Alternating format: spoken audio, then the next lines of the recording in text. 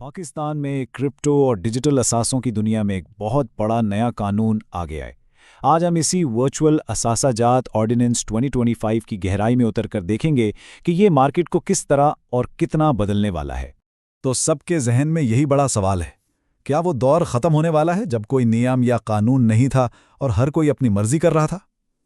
लगता है कि इस नए ऑर्डिनेंस के साथ इसी दौर का खात्मा होने जा रहा है। और ये है वो दस्तावेज जो सब कुछ बदल देगी। ये पाकिस्तान का सरकारी गज़ट है और इसमें ये नया कानून शाया हुआ है। अब से वर्चुअल असासों के लिए मुल्क का कानून यही है।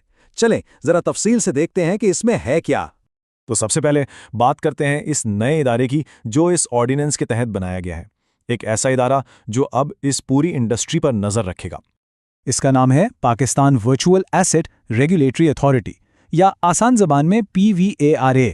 आप कह सकते हैं कि मार्केट का नया शेरिफ है, एक वाहिद ताकतवर इदारा जो तमाम क्रिप्टो सरगर्मियों को लाइसेंस देगा, रेगुलेट करेगा और उनकी निगरानी करेगा। और ज़रा इस अथॉरिटी के बोर्ड पर नज़र डालें। स्टेट बैंक के गवर्नर से लेकर FIA के डायरेक्टर जनरल तक मुल्क के सबसे ताकतवर मालियाती और कानून नाफिज करने वाले इदारों के सरबराहान इसमें शामिल हैं। इससे साफ जाहिर होता है कि हुकूमत इस मामले को कितनी संजीदगी से ले रही है और निगरानी कितनी सख्त होने वाली है। ठीक है, तो एक नया निगरान इदारा तो आ गया, लेकिन जो कंपनियां इस फील्ड में काम कर रही हैं उनके लिए इसका अमली मतलब क्या है। आइए देखते हैं कि उनके लिए अब नए उसूल क्या हैं। और ये है सबसे अहम नुक्ता, सबसे बड़ी तब्दीली। सेक्शन 13 के मुताबिक अब बात बिल्कुल सीधी है।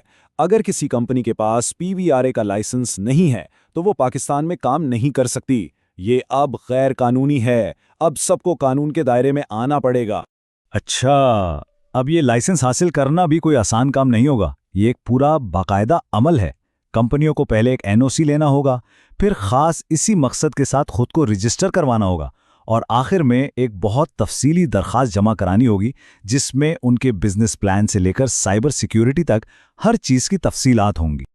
और बात सिर्फ कंपनी तक महदूद नहीं है। सेक्शन 16 कहता है कि कंपनी चलाने वाले हर बड़े ओहदेदार को भी एक fit and proper test pass करना होगा।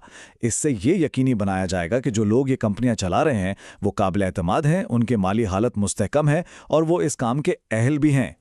इस मार्केट में दाखिल होना अब सस्ता काम नहीं रहा। शेड्यूल 2 के मुताबिक कंपनियों को बहुत भारी सरमाया दिखाना पड़ेगा। मिसाल के तौर पर एक एक्सचेंज कायम करने के लिए कम से कम 1 अरब रुपए की ज़रूरत होगी। इसका मकसद साफ है, सिर्फ वही कंपनियां मैदान में आएं जो माली तौर पर बहुत मजबूत हों और मार्केट के उतार चढ़ाव को बर्दाश्त कर सकें। और अगर कोई इन कवानीन को नज़रअंदाज करने की कोशिश करता है तो नतीजा बहुत संगीन हो सकता है। सेक्शन 50 बिल्कुल वाज़ेह कहता है कि बगैर लाइसेंस के काम करने पर 7 साल तक कैद की सज़ा हो सकती है। ये एक बहुत वाज़ेह पैगाम है कि अब खेल के उसूल पूरी तरह बदल चुके हैं। अब आते हैं इस सवाल पर जो शायद सबसे अहम है। ये ऑर्डिनेंस आम सरमायाकारों के पैसों की हिफाजत कैसे करेगा? क्योंकि आखिरकार सबसे अहम चीज़ तो यही है। ये लाइन जो सीधी सेक्शन 21 से ली गई है, इस कानून की बुनियाद है। इसका मतलब ये है कि कंपनियां सार्फिन के पैसे को अपने ज़ाती इस्तेमाल के लिए अपने पैसों में नहीं मिला सकतीं। कल को अगर कंपनी दिवालिया भी हो जाए तो सार्फिन के असासे महफूज रहेंगे। ये इत्माद के लिए बहुत ज़रूरी है। ये नए कवानीन मार्केट में हेरा फेरी और धोखाधही के दरवाजे बंद करते हैं। पंप एंड डंप जैसी स्कीमें, वॉश ट्रेडिंग, अंदरूनी मालूमात की बुनियाद पर तिजारत, ये सब अब गैर कानूनी है। इनकी जगह मजबूत साइबर सिक्योरिटी, कस्टमर के फंड्स को अलग रखने और उनके साथ मुनसिफाना सलूक जैसे उसूलों को लाजमी करार दिया गया है। ऑर्डिनेंस में स्टेबल कॉइन्स, जिन्हें फियाट रेफरेंस टोकन्स कहा गया है, उनके लिए भी बहुत सख्त कवानीन है। अब हर टोकन के पीछे हकीकी असासे रखने होंगे, इनका बाकायदा ऑडिट करवाना होगा और वो असासे भी किसी आज़ाद कस्टोडियन के पास रखने होंगे। इससे सार्फिन का एतमाद बढ़ेगा कि उनके स्टेबल कॉइन की कीमत मुस्तहकम रहेगी। तो अब जबकि कवानीन बन चुके हैं, मुस्तकबिल कैसा नज़र आता है? क्या ये कानून सिर्फ पाबंदियां ही लाया है या इसमें जिद्दत और नई टेक्नोलॉजी के लिए भी कोई जगह है? ये एक बहुत ही दिलचस्प और अहम चीज़ है। ऑर्डिनेंस का हिस्सा 8.1 इनोवेशन सैंडबॉक्स मुतारिफ करवाता है।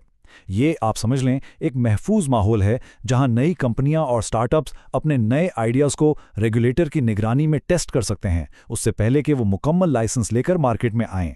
तो इसका मकसद ये है कि एक तवाज़ुन कायम किया जाए। एक तरफ सख्त कानून हैं ताकि सार्फिन महफूज रहें اور دوسری طرف یہ سینڈ باکس اس بات کو یقینی بناتا ہے کہ ان سخت قانونوں کی وجہ سے نئی سوچ اور ٹیکنالوجی کی ترقی رک نہ جائے، بلکہ ایک محفوظ اور ذمہ دارانہ طریقے سے آگے بڑھے۔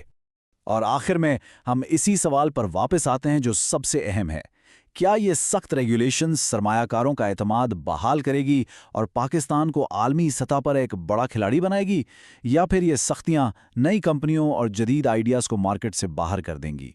اس کا جواب تو خیر آنے والا وقت ہی دے گا۔